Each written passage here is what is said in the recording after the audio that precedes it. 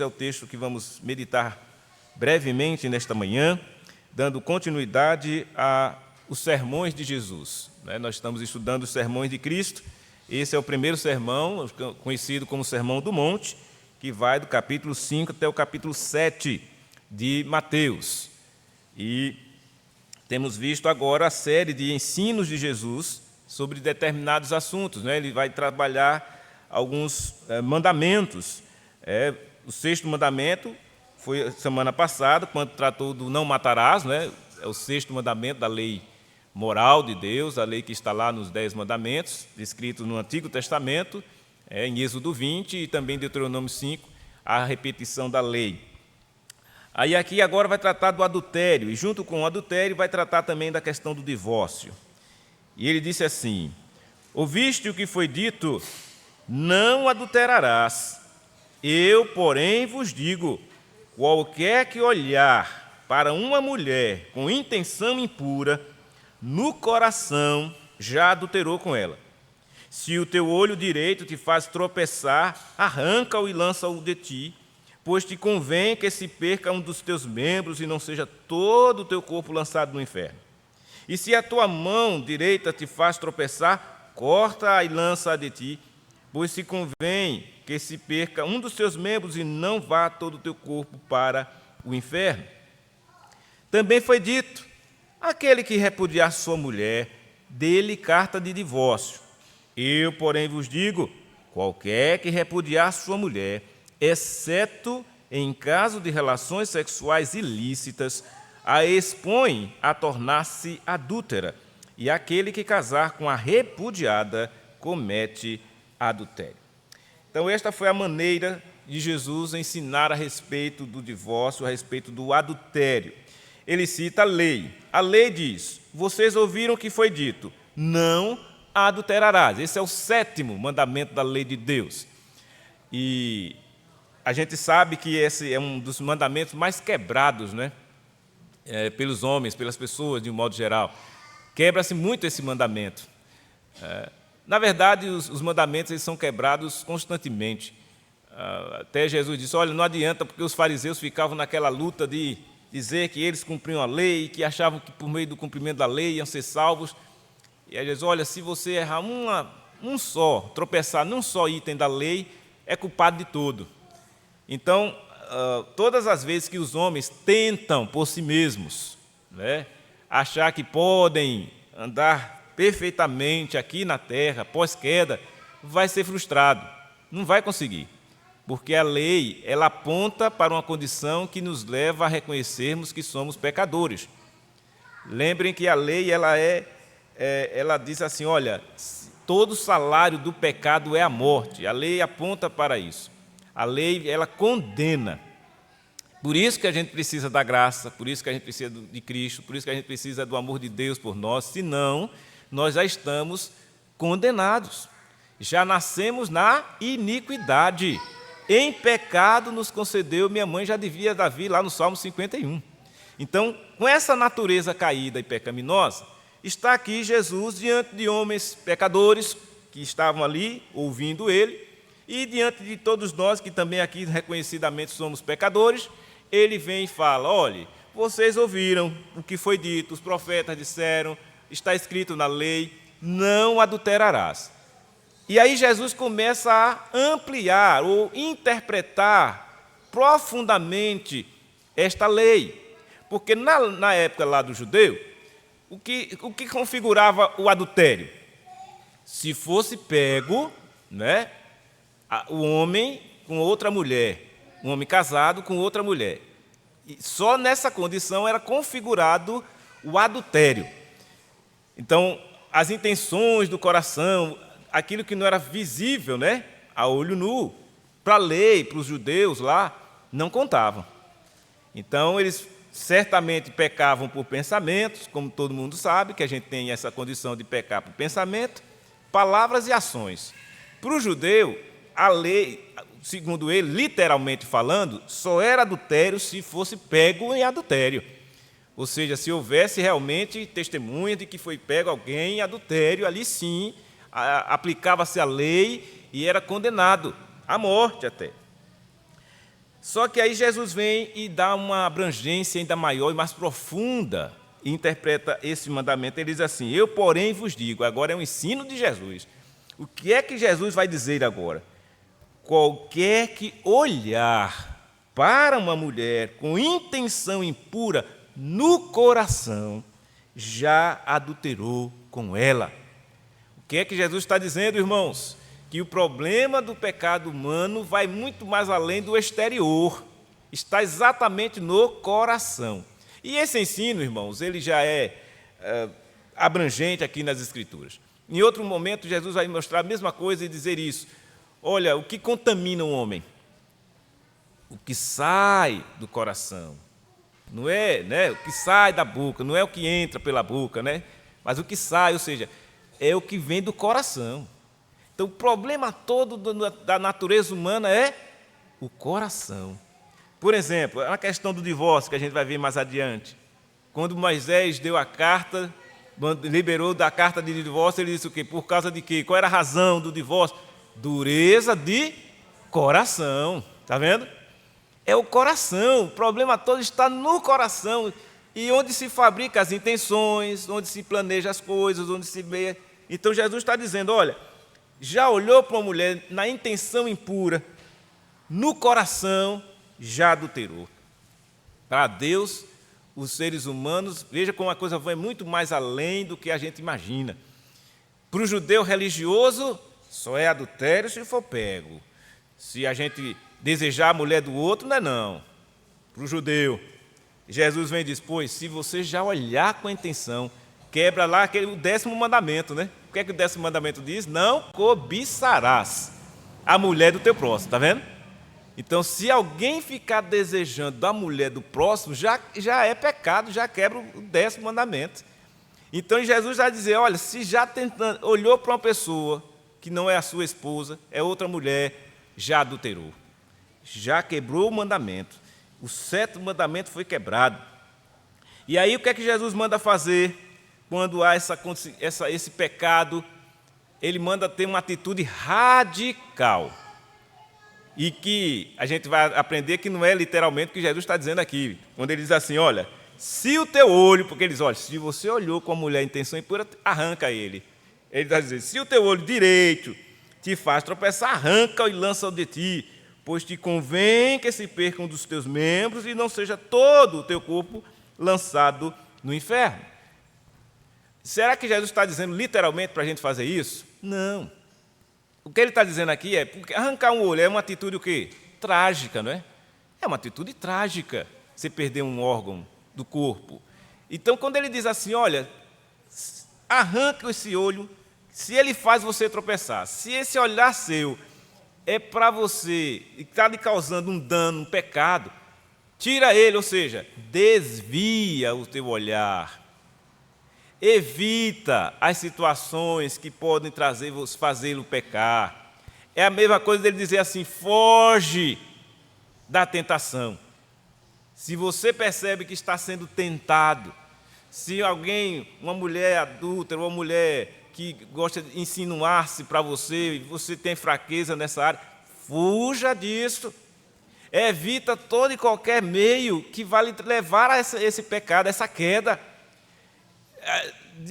Arranca fora tudo, destrói, se for pornografia, se for literaturas, né, dessa coisa pornográfica, se for músicas que levam também para essas coisas, tira isso tudo, radicalmente, corta, lança fora, porque se você alimentar-se dessas coisas, você vai cair. E aí ele faz um alerta aqui importante. Convém que se perca um dos teus membros e não seja todo o teu corpo lançado no inferno. Por que está dizendo isso? Os adúlteros não entrarão no reino dos céus. Os mentirosos, os homicidas, não entrarão. Então vejam, quem vive nessa prática está condenado ao inferno. É isso que Jesus está dizendo. E se, porventura, um crente, um filho de Deus, está sujeito a uma queda dessa, tome cuidado. É isso que Jesus está alertando e ensinando. Se você tem fraqueza nessa área, fuja disso, toma uma atitude radical, saia fora, evita qualquer coisa, não vai conversar com gente que gosta de adultério, porque ele vai querer acabar lhe contaminando, como muitos por aí fazem, né?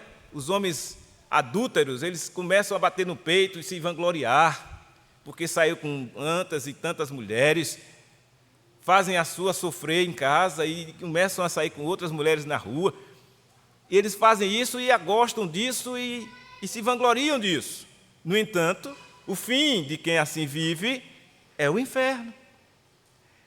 Como pode ser possível um crente, um servo do Senhor, um homem salvo por Jesus, se deixar levar por isso? Se deixar levar por isso, significa dizer que não foi um alcance profundo do Evangelho que a pessoa diz ter, não é capaz de livrá-lo disso. Por isso a importância de estudarmos a Bíblia. A palavra de Deus vem e nos alerta. O que Jesus está querendo dizer com isso?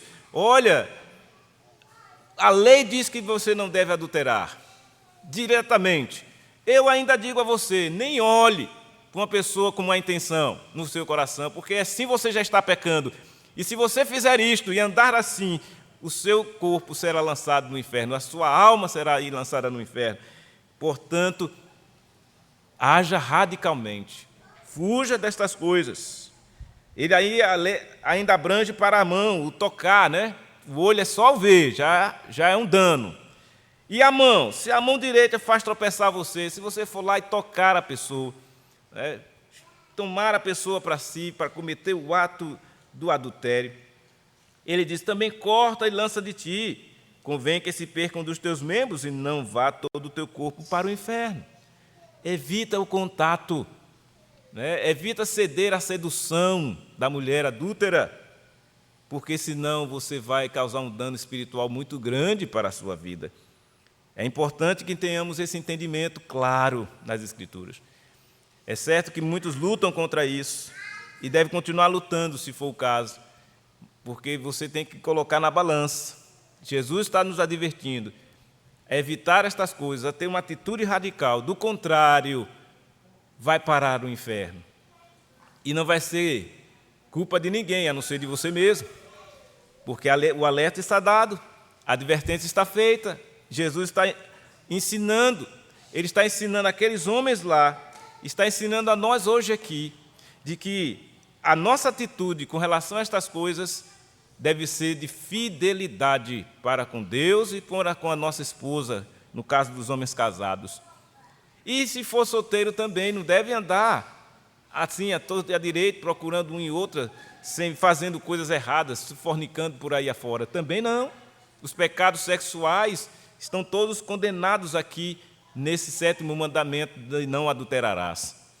Então deve se manter puro, deve se manter sim, casto se for o caso, evitar essas coisas. Aí você vai dizer, mas como é, eu não suporto isso.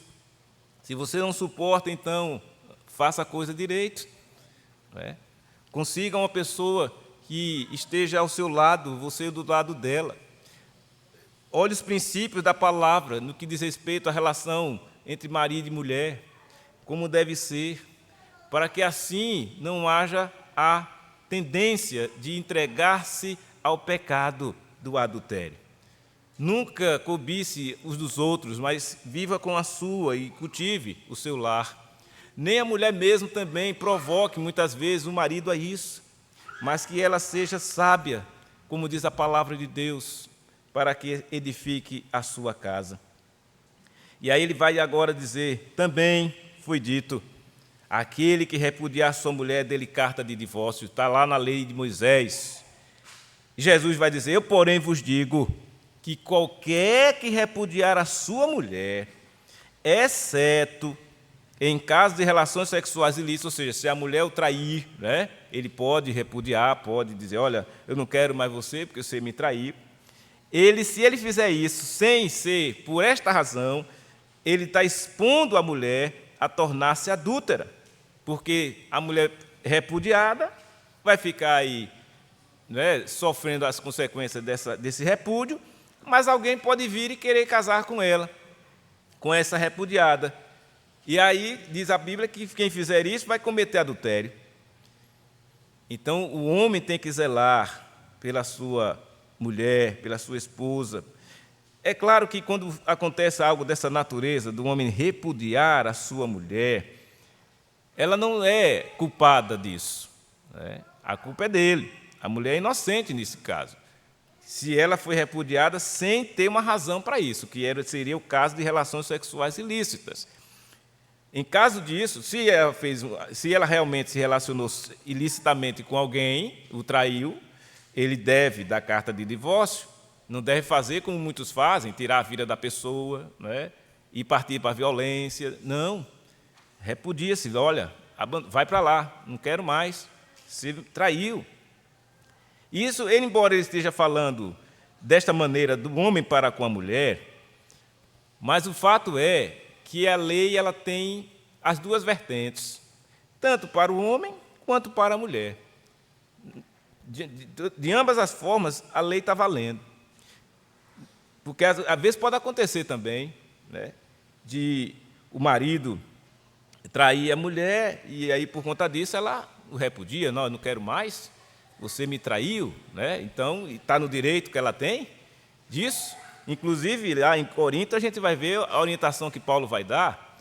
Se a mulher for, assim, tiver essa situação, ela fica livre, né? Ela não está sujeita.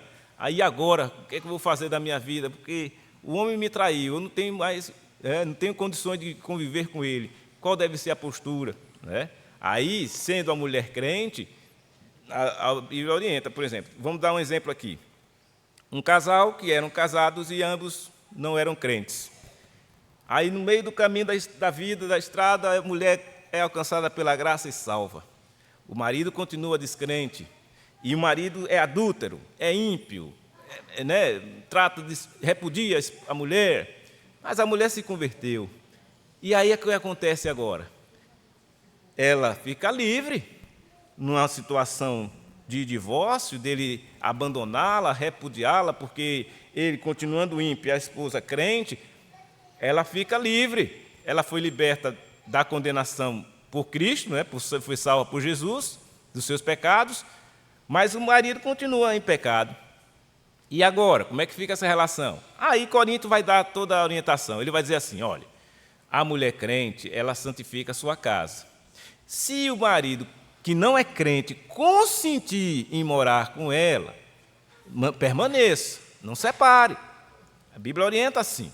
Porventura, se ele disser que não quer mais, que não admite, porque não, olha, eu não suporto crente, eu não gosto de mulher crente, eu quero viver minha vida aí mundana, ela não é obrigada a ficar com ele. Ela não tem que ficar com ele obrigatoriamente. Ela vai, então, chega-se a divórcio, né? Separa-se, e ela fica livre. E ele continua numa condição condenável, biblicamente falando. Mas a mulher fica livre. Agora, caso ela venha casar-se de novo, esse casamento, sendo ela uma mulher crente, tem que ser no Senhor. Porque senão ela vai cometer o mesmo erro de antes. Antes, é melhor dizendo, antes ela não era crente, tudo bem, casou com pessoa descrente, normal. Mas uma vez crente, aí é onde entra a nossa recomendação aos jovens que ainda irão casar, que não casem com mulheres descrentes, não se relacionem com mulheres descrentes. Porque uma vez que você já casou, antes, quando você não era crente, e se relacionou com alguém que também não crente, é normal, é natural.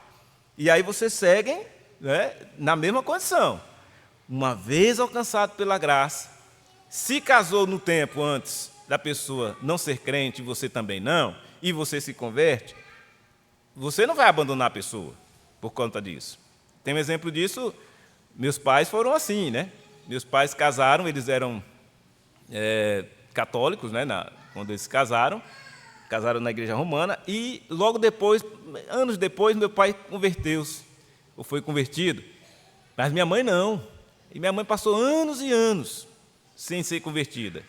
E meu pai convertido, ali, mesmo assim, mas eles nunca se separaram. Viveram 60 anos de casados juntos, Mas ao longo desses 60 anos, minha mãe foi convertida também, depois de um bom tempo, mas ela se converteu a Cristo. Então, ambos terminaram, né, ela já falecida, né, há alguns meses, e ele, lá firme, meu pai, e crente, ela também morreu crente, entende? Então, veja, houve aí o quê? Uma graça de Deus sobre a vida dela, né? Abençoou ele, o casal, e ambos, né, estão aí e viveram tantos e tantos anos de casamento. Então, não foi necessário chegar a um divórcio, né? Por quê? Porque meu pai, já convertido, o que aconteceu? Respeitou a mulher, nunca foi procurar a mulher fora, nunca houve adultério, nunca repudiou, né? E ambos se entenderam bem, e, né, eram perfeitos? Claro que não.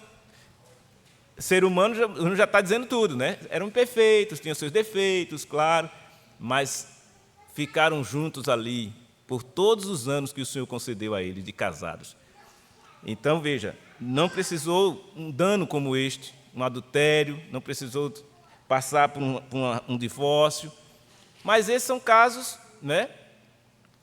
Estou dando um exemplo aqui de um caso assim, de um casal, ambos não crentes, que casaram, um se converteu depois, o outro se converteu e o Senhor o abençoou. Mas existem outros casos, né, que infelizmente não têm o mesmo fim, né, de pessoas que casam, sendo da mesma religião ou não tendo religião nenhuma, mas um deles é alcançado pela graça e agora. E aí, se a parte descrente deseja separar, a pessoa não é obrigada a ficar. Porém, se a parte descrente não quiser, também a pessoa não é obrigada, mas se quiser também pode e deve conviver. E aí você vai ver que a parte crente vai abençoar e vai santificar a sua casa. E mesmo aquele marido não sendo crente, mas vai haver a boa relação entre eles e o Senhor vai abençoar assim a sua família. Então, meus irmãos, que nós, entendendo o objetivo, o ensino de Jesus aqui nesse texto, o objetivo dele é mostrar o seguinte: nós, enquanto filhos de Deus, devemos zelar pela fidelidade, pela boa relação entre os casais. A mulher que é crente deve dar o seu testemunho de crente. O marido que é crente deve dar o seu testemunho de crente. E se porventura o cônjuge, um dos cônjuges não é crente, ele não pode ter razão em falar mal daquele que é crente. Em que sentido? Olha, fulana diz que é crente, ou fulano diz que é crente, mas é pior do que o que não fosse. Não pode dizer isso. O crente tem que ter essa condição de dar seu testemunho. É sofrido, muitas vezes, para um crente lidar com uma pessoa descrente.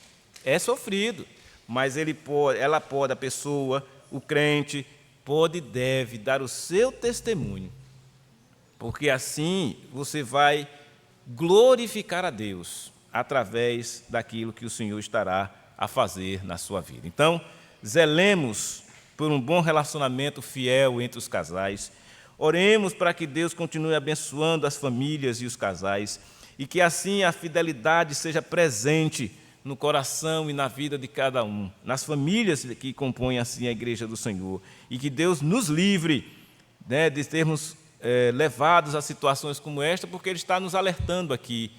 Se você for tentado nessa área do adultério, da sensualidade, das relações ilícitas, fuja, toma uma atitude radical, não queira isso para a sua vida, sabendo você que se você levar uma vida assim, o final é o inferno. Então, que Deus nos livre disso e que nós estejamos inteirados de viver uma vida santa e digna na presença do Senhor. Vamos orar. Ó Deus, obrigado, Pai, pela palavra instrutiva desta manhã que o Senhor nos dá, teu ensino, ó Jesus, para nós, para a tua igreja, que o Senhor abençoe a vida de cada um.